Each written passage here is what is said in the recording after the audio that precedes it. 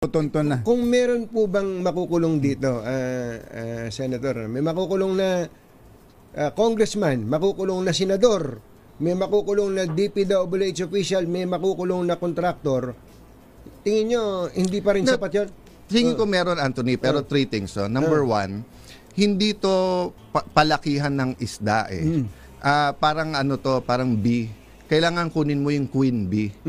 Pag hindi mo nakuha yung queen bee, manganganak na manganganak lang yan. Nandiyan pa rin yan, di ba?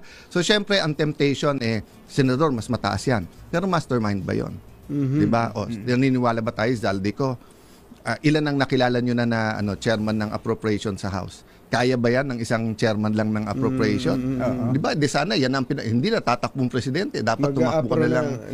Di ba? So, definitely. So, that's my number one. You get the masterminds kasi yan yung... Ang ganda nung sinabi na yun ni Cayetano, na kung ganun ka makapangyarihan yung appropriations ka na lang, huwag ka na presidente. Bakit? Papagurin mo pa sarili mo sa presidente.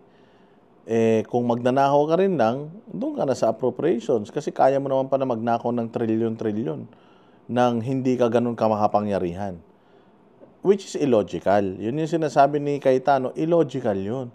Imposible na si Zaldico, walang amo yan.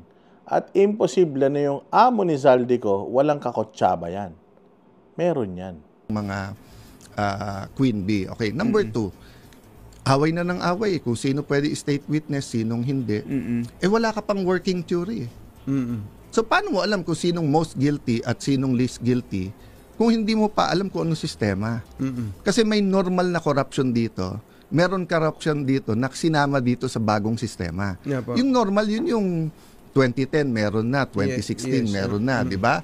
So, kaya lang ginugulo yung sinabi ni Bryce. Lahat dito substandard. So, lahat, buong Pilipinas, substandard yan. So, ibang usapan. So, ngayon, may bumaksak na tulay sa Cagayan. Sinabi na natin yan. Mag-isa ako naghihiring halos. Dalawa lang nag-a-attend, si Joel Villanueva at si Bong. Itong Kabagan Isabela. Yes, di ba? Natandaan niyo yun, di ba? Sabi nila, hindi. Lahat ng ibang tulay, okay. Biglang bumaksak ngayon. So, ang kalaban natin ngayon is fear. Fear na baka walang mahuli. Fear na baka lalong grumabi to, fear na baka mamundok mga anak namin kasi wala naman nangyayari. Kalaban natin galit talaga ng tao, di ba?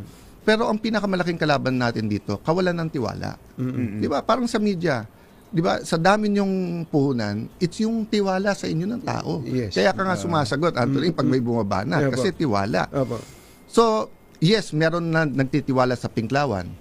Yes, may nagtitiwala sa DDS. May nagtitiwala kay President Marcos. Di ba? Pero in general, walang tiwala tao sa gobyerno. At no point in our history na pag sinabi yung congressman, senador, etc. Nagpapapicture nga sa akin, binibiro ko sabi ko, taga DPWH ba kayo? Hindi, sir, ha? So, lukuhan lang. Di ba? Pero pwede din nila balikta rin Pwede din nila sabihin, sir, hindi kami magpapapicture, ha? Baka meron ka dyan, Di ba? So, mababa yung trust, So, Senator, kung walang takers dun sa proposal nyo, hindi naman matutuloy. Sabi mo kung ikaw lang. Well, to be fair, si Senator pwede natin Bato, gawin? sinabi niya, okay siya. Hindi ko personal narinig kay Senator Joel. Si Senator Erwin, sinabi niya, okay, but may mga tanong lang siya, pwede ba? Mahal, di ba? So, natataka lang ako kung sino pa yung ibang legal luminary, for example, si dating Justice Carpio or yung ibang mga abogado, sinasabi nila unconstitutional. Hindi ata sila nagbabasa ng konstitusyon.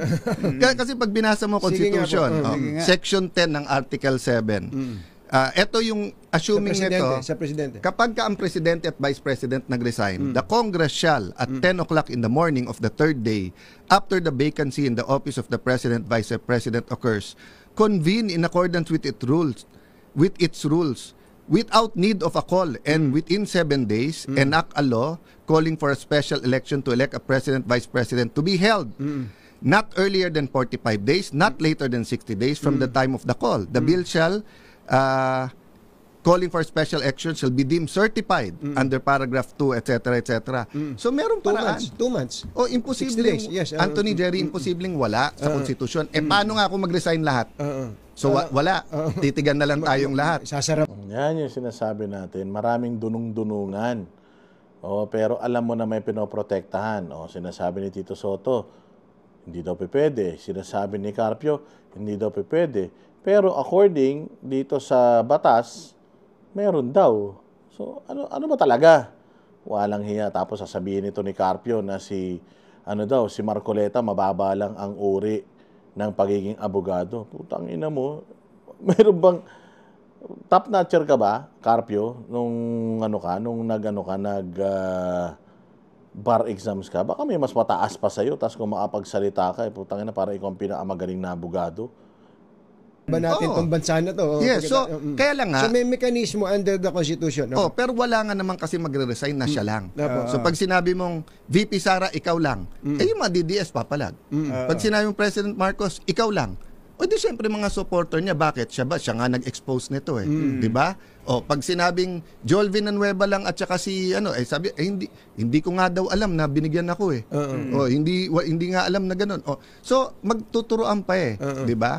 So it is just one proposal na I hope mas maraming nag-yes. Kung hindi, back to the drawing board, mag-iisip nga kami ngayon sa minority at ng mga iba, kayo sa media. Pero yung present ngayon na parang ayaw na mag-imbestiga ng House, sa Senate, kapaan pa Totoo naman sinabi ni Senator Soto, meron may gusto, sala sa lamig, sala sa init. Pero yung direction kasi importante sa amin, na nagagamit ang Senate na magulo Tapos, remember guys, from the start, from late 2022, meron pong talagang gusto na tanggalin ang Senate at mag-parliamentary na tayo. Meron talagang gusto yung People's Initiative. You can only do that pag baksak na baksak yung rating ng Senado. So, yes, it might seem self-serving na sabi ng mga senador, ingat sa pag-imbestiga kasi baka bumaksak. It might seem self-serving. But it's also true that kung ganyan ang mangyayari at babaksak ang rating ng Senado as an institution, pag nag-PI tayo, mas grabe naman, nag-speaker, alam naman nung yun sa House at sa Senate, di ba? Mas free-flowing yung pondo sa House. Because nga, local yung constituency nila. Tama. Kami, sa Senate, may National. takot sa media, may takot sa tao. Hindi sa walang takot sa House, but iba yung dynamics. Sa ngayon po ba, kumusta ang Senado? Magpapalitan ba ng leadership again? Nagbiro nga ako sa Facebook ko nung Sunday night kasi daming nagte-text. So sabi ko Sunday night, walang mangyayari sa Lunes. Bakit? Halos murahin ako nung ayaw nung Sunday. Kasi Monday daw mag-a-attempt. Wala naman kami session ng Monday. Paano ka mag-a-attempt? So nasa kaligitnaan ako ng pagbibiro. Sabi ko sa Friday, meron sa Friday may mangyayari. At sa Friday, pero may usapan kami. Si Cheese Escudero, hindi ako. Bay nasutsutan ako ng asawa ko. Sabi, huy, anong pinagsasabi mo? Naka-live ako naka-live. Hindi, sabi ko, darling, sa Friday birthday ni Senator Escudero, kaya may mangyayari. May mangyayaring pa-birthday. Ako, ang birthday ko, end of the month pa. So, sa 28. Seriously, Anthony Jerry, in a sense, stable naman yung Senate kasi buo naman sinong majority-minority. But really, ang nawawala ngayon is vision. Di ba? There's no one group in the country that can present a vision that we can all follow. So lahat nag-agree tayo sa problema. Nag-agree tayo ikulong ang korap. Kaya lang everything else hindi tayo nag-agree. Doon natin kailangan magkaroon ng consensus. At least sa proseso. Pati yung proseso ngayon magulo. Kaya nga tama po yung sinabi ng INC, pati po ng Catholic bishops na transparency, etc. But even if there's a transparency, I'll go a step further. Malinaw na pinagkaisahan na proseso na fair sa lahat. Kasi kung hindi, vicious cycle pa rin tayo. Kaya nga, Senator, balikan ko yung tanong ko kanina na walang gustong, meron man, may binanggit ka kaninang sumang-ayon. Gustong sumang-ayon. Pero yung sa kabuuan, mukhang talagang hindi mangyayari dahil sa executive, walang gustong sumunod. Tapos sabi mo, ang ICI, ang Independent Commission is not so independent naman ang itsura. Ano naiisip nyo para magbalik ang tiwala ng tao at makitang totohanan tong ginagawa natin simulan against natin corruption? sa ICI.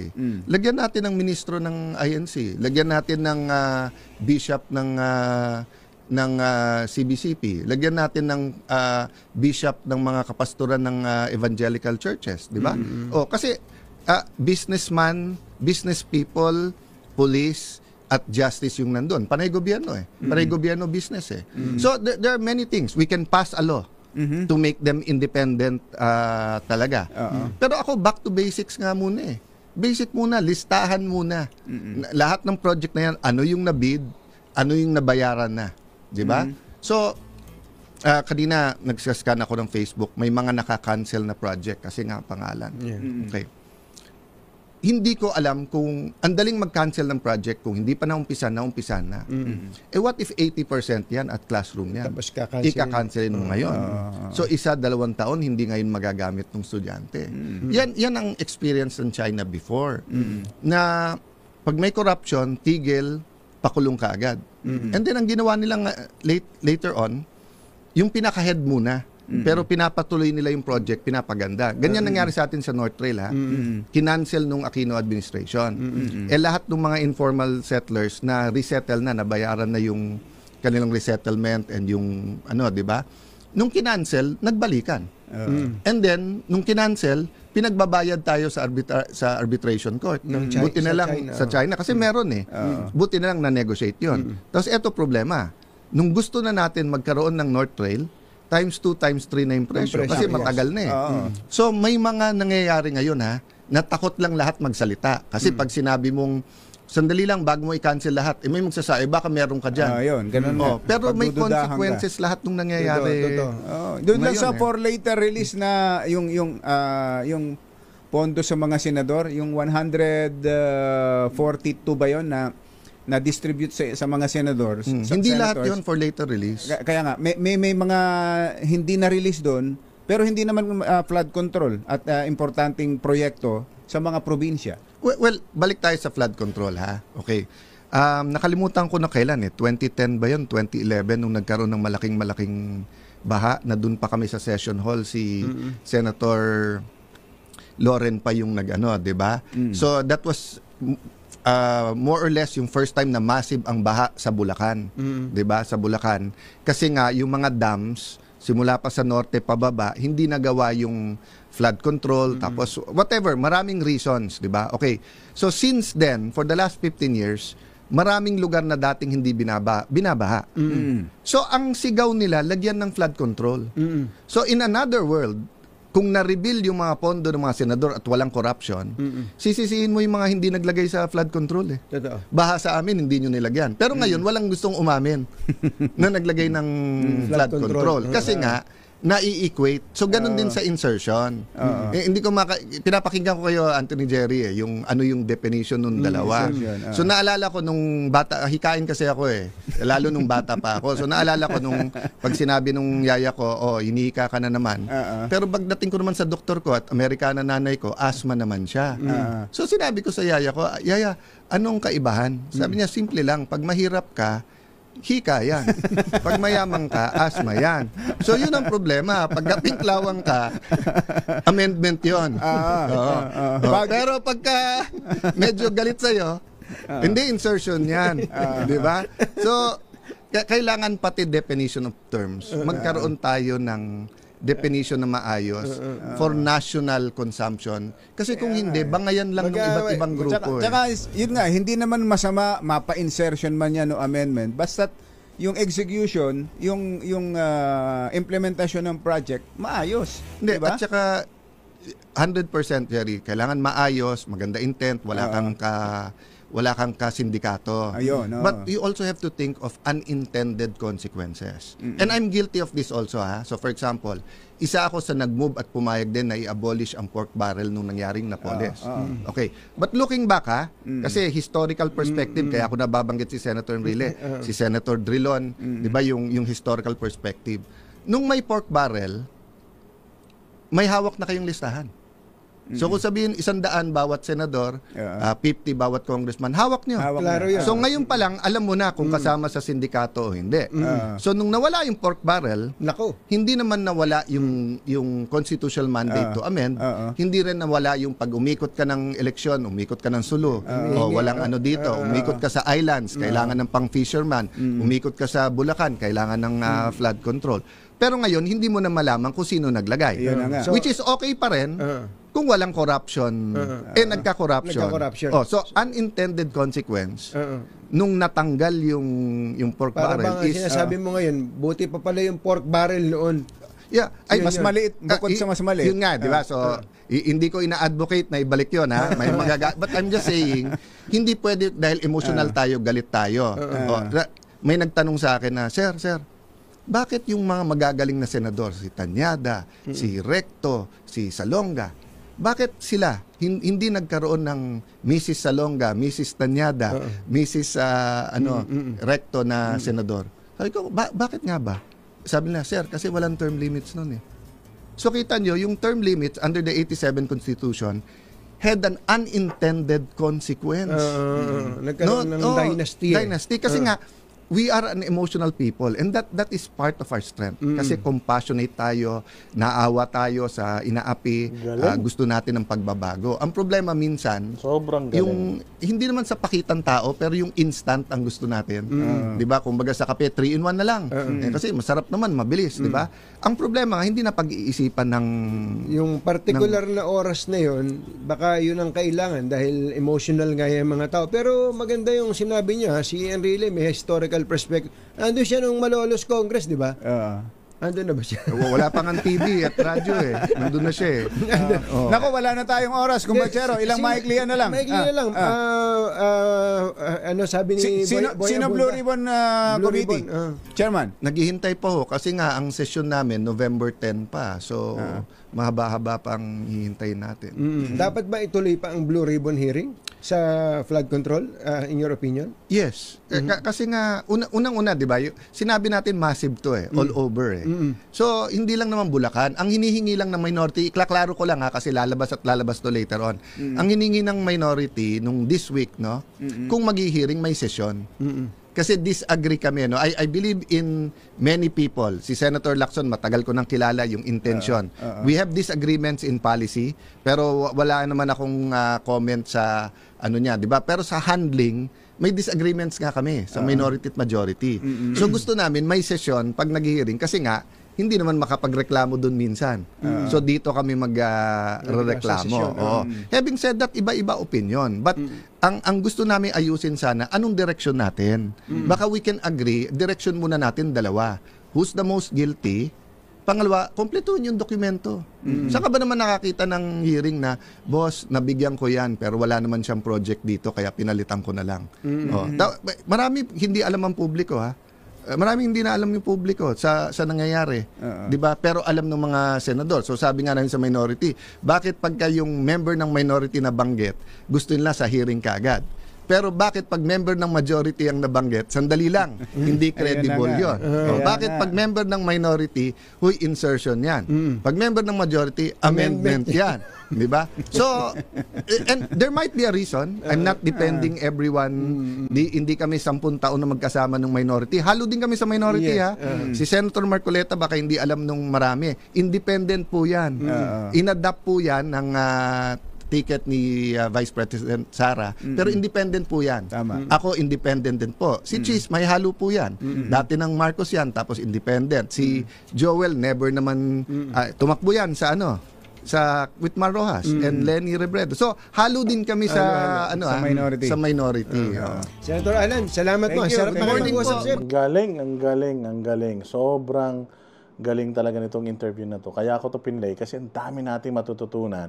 At ako nga, kahit na napanood ko na siya, kung mapapansin nyo, hindi ko siya masyadong pinuputol para mas maintindihan ninyo. Kasi ang galing, ang dami nating nalaman, ang dami nating na-pick up dito sa video na to. Alam mo, iba talaga. Bilib ako dyan kay Senator Alan Peter Cayetano kasi bukod sa may paninindigan, matalino talaga. At saka mababa ang loob. Ganyan talaga pagka ang isang politiko may Diyos.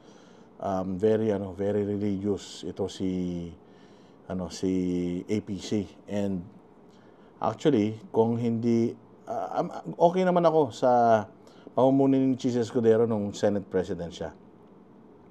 Pero ako, kung magiging Senate President to si Alan Peter Cayetano, palagay ko mas magiging in order yung Senate kasi walang pride eh.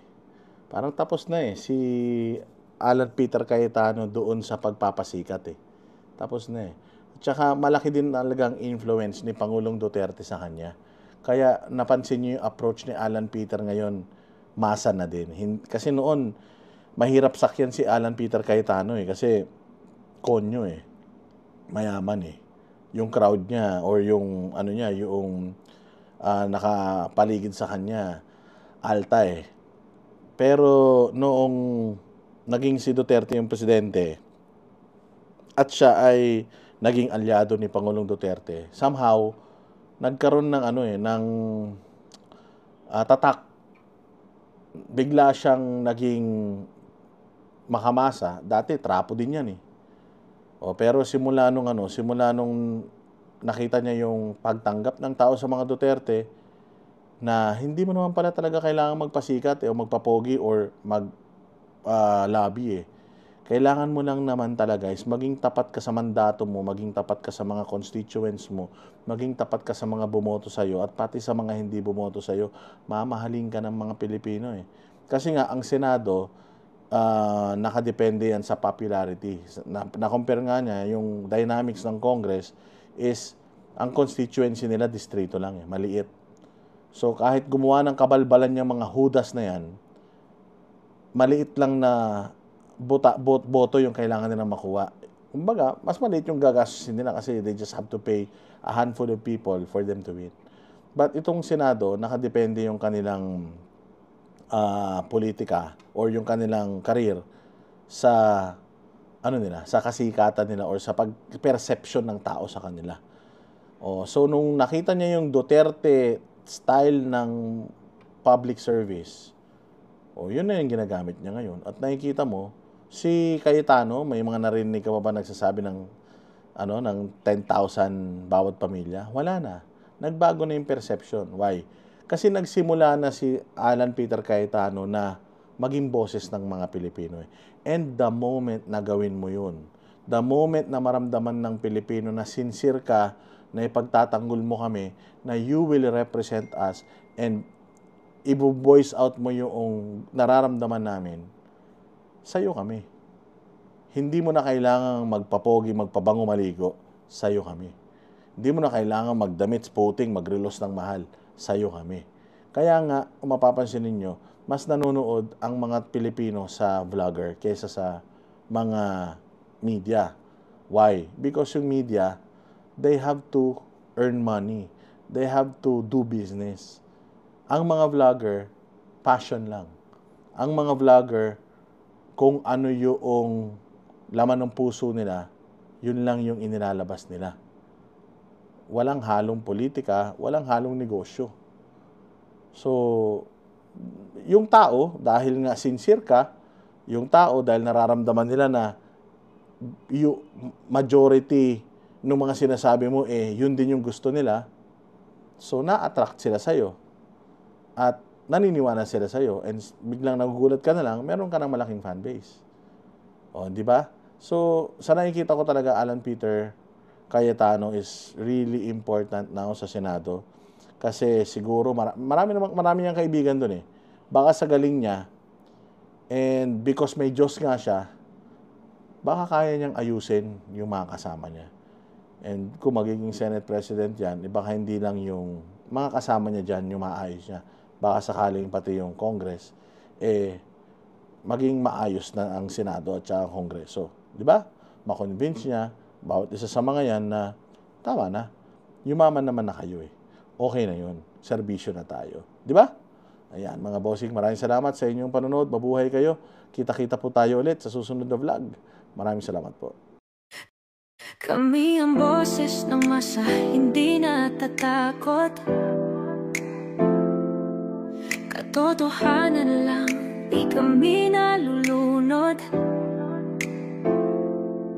Walang bahid ng sismis, lahat ay totoo. Kahit sino ka pa, pag mali ka babanatan ka. Walang pinipili kulay, wala kaming kinikilingan. Basta para sa bayan, kami lalaban. Pag tama palakpakan, pag mali banatan. Di matitinag, di matatakot, para sa bayan tuloy ang sigaw. Sa harap ng kamera, walang halong takot. Mga baluktot, lahat kayo'y tutumba. Ang hustisya at totoo, yun lang ang mahalaga. Kahit sinong harang, di kami matitinag. Walang pinipiling kulay, wala kaming kinikilingan. Basta para sa bayan, kami lalaban. Pag tama palakpakan, pag mali banatan. Di matitinag, di matatakot, para sa bayan tuloy ang sigaw. Kung nasa tama ka, ikaw ay aming kasama. Pero pag mali ka, handa ka na bang mabasag? Banateros kami, walang inuunan. Dahil bayan muna, bago ang sarili.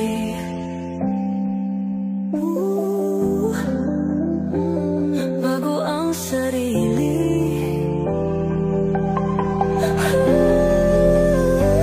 Pag tama palakpakan, pag mali banatan.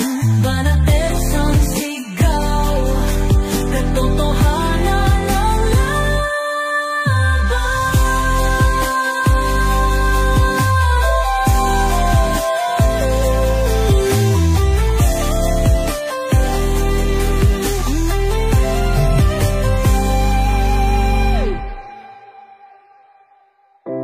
Sa harap